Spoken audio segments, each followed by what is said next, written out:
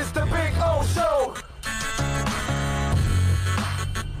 This is the Big O Show.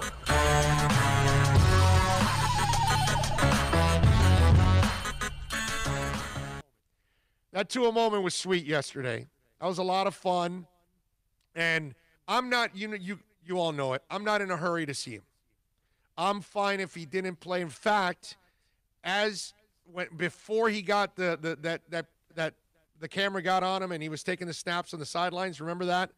I was actually going back and forth with somebody on Twitter that he was pissed. He was like, dude, it's a blowout. Let's go. Get him in there. And I was like, no, there's no hurry, bro.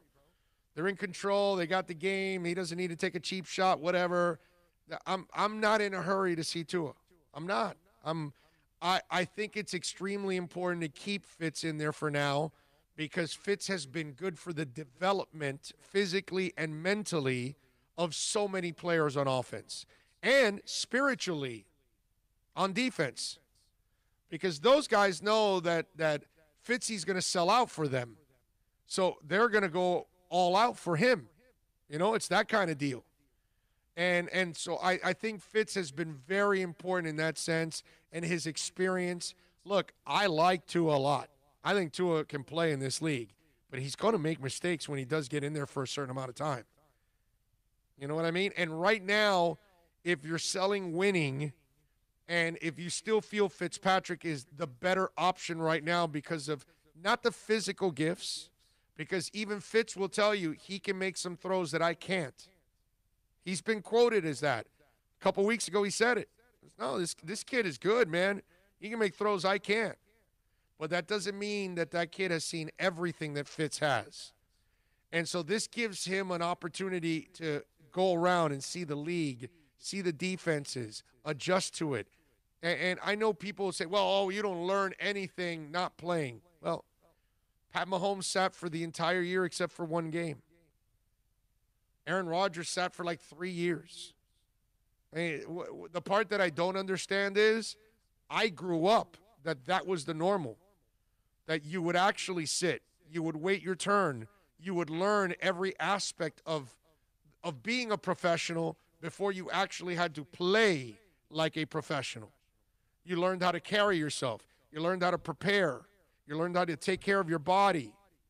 You know what I mean? You learn all the defensive schemes, which are way more complicated here than they are in college. All of these things are important. Of course, playing time is the most important thing, and experience is the most important thing in anything that we do. But there is something to be said about building a foundation before you actually give somebody or put them in a position where they're supposed to succeed or fail. And usually, if you have more information and more preparation, you will have an opportunity to succeed. In fact, Russell Wilson says it all the time. You know, success is in the preparation. So this is part of it. And he responded well yesterday. And I think we should feel really good about that. And then we should feel good that the team really was looking forward to it. I know the fans were. I know a lot of you. I mean, come on. You're dying to see this kid play. And I don't blame you. It's a Marino thing. And my Lord, if you're 30, 35, you don't know anything about Marino.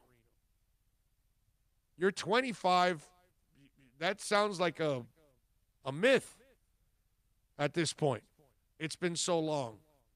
You never really experienced it. But those of us that are old enough that we have experienced it, and now we have to experience everything that comes after it, oh, my Lord. That's tough, man. That's as tough as it gets right there. Have to deal with this. But the good thing is the kid went out there, played well, took that first step that you need in this process. And I thought that was really, really cool. And he's going to play again, and he'll get his time, and eventually they'll work him in, and who knows, maybe they'll work a package or two in there. Remember, he doesn't run. So, remember, I think we've had this conversation 1,000 times now, right? Brian Flores, you're going to have trouble staying on his football team if you're not multiple. Okay? If you can't help in multiple areas, and if you put Tua back there, even in a package, the defense knows you're not going to run the kid, right? He's coming off a hip surgery. Why would I actually give him a package to run the football and get hit and possibly re-injure that hip? No, I'm not doing that. So then the defense knows that if he's out there for a package, he's not going to run. He's going to be passing. So now you have taken the element of surprise. Every time that they have these quarterbacks that come in for starting quarterbacks, usually it's a person that brings a certain level of athleticism because it's another talent that they're bringing to the play that the normal quarterback does not have, i.e. Drew Brees, right? You take Brees out and put in the other kid because the other kid can run. That's why. You're not running with Drew Brees. So that's the difference there. So when they do that in certain teams, that's the option that you usually are adding, the element you're adding to your offense that you didn't have from that position. And so be very careful when people say, oh, let's do a package. Yeah, but they don't think football. They just think fan. And they don't think about, well, wait a minute, if I do a package, then I'm kind of telling them what I'm doing already. I'm not going to keep you off balance. But if I bring in a running back or a receiver that used to be a quarterback, you don't know what I'm doing. You think he could be passing. You think he could be running, but he could be passing. Tua, just one thing to do. That's pass the ball. So I think don't expect those packages, but you can expect them to bring them in at the end of a game again. That I can see. Okay, and listen, as long as you're winning and you're in this trajectory where you're at right now, there's no reason to play Tua either. You can't risk putting in a young man that might get confused, might make mistakes, might set you back, and you're winning and you're trying to – remember, ultimately it's all about making the playoffs. And if those guys in the locker room feel like they've got a shot at the playoffs, but now you take it away from them because you're trying to develop a kid, you lose the locker room.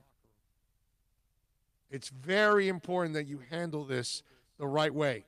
And if you've been consistent about we're giving it to the best player, you cannot do that then at this moment because Tua might be the better talent, but right now Fitz is the better player, the more experienced player, the one that's better suited to lead you at this point in time.